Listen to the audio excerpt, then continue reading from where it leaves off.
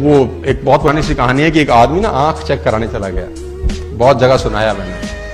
आंख चेक कराने गया तो वेटिंग की, तो सोफे पे बैठ गया। जो ऑप्टोमेट्रिस्ट था वो किसी आदमी की आंख चेक कर रहा था। तो उनके पास एक चश्मा सा रहता है ना, जो खाली रहता है अंदर। तो उसने उस आदमी को चश्मा लगाया और उसमें एक शीशा डाला। अब दिख रहा है तुझे? तो बोला ना। तो उसने बोला शीशा निकाल के दूसरा डाला। बोला अब तुझको दिखता है? तो बोला नहीं, थोड़ा थोड़ा दिखना शुरू हो गया। अब ये बाहर बैठ के ऑब्जर्व कर रहा है उसको। फिर उसने तीसरा डाला। बोला अब, कह रहा अब थोड़ा सा साफ हुआ है। फिर उसने चौथा शीशा डाला। बोला हाँ अब मुझे बिल्कुल दिखाई दे। तो उसने पर्ची बनाई कि बाहर चश्मा बना दिया। अब ये गया, अब इसका नंबर था, ये तो देख रहा था बहुत देर से। अब उसको भी वो चश्मा लगाया जिसमें 2 छेद थे।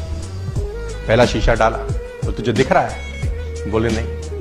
तो उसने वाला निकाल के दूसरा डाल दिया। बोला अब दिख रहा है? बोला अभी भी नहीं। उसने फिर तीसरा डाला। बोला अब?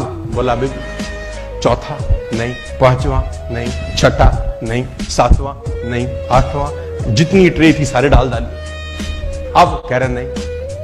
तो जो चेक कर रहा था उसने बोला नहीं पढ़ा जा रहा? कह रहा नहीं। बोला पढ़े भी हो? तो बोला नहीं, इसलिए तो पढ़ा नहीं जा रहा। तो बोला यहां क्या करने आए हो? तो बोला हमको लगा चश्मा लगाने से दिखता है। उसको बोला चश्मा लगाने से दिखेगा तभी जब पढ़ाई अंदर पहले से होगी। अंदर से होगी तभी दिखाई देगा। अंदर से होगी ही नहीं तो दिखाई। मैं चाइनीज लैंग्वेज लिख दूं, यहां चाइनीज, कुछ चाइनीज ची चो चा चा चो है, ऐसा कुछ लिख दूं तो तुम पढ़ पाओगे क्या? जबकि तुमको दिखता भी है, परफेक्ट नजर आता है। चाइनीज लैंग्वेज पढ़ पाएंगे? अरबी लैंग्वेज? यानी पढ़ भी वही पाएंगे जो ज्ञान पहले अंदर होगा ना।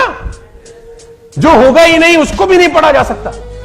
बाहर बहुत सारे सवालों के जवाब तुम्हारा इंतजार कर रहे हैं। लोग तोपियां लेके खड़े हैं बाहर और चड्डी में बम लगाने वाले हैं तुम्हारी।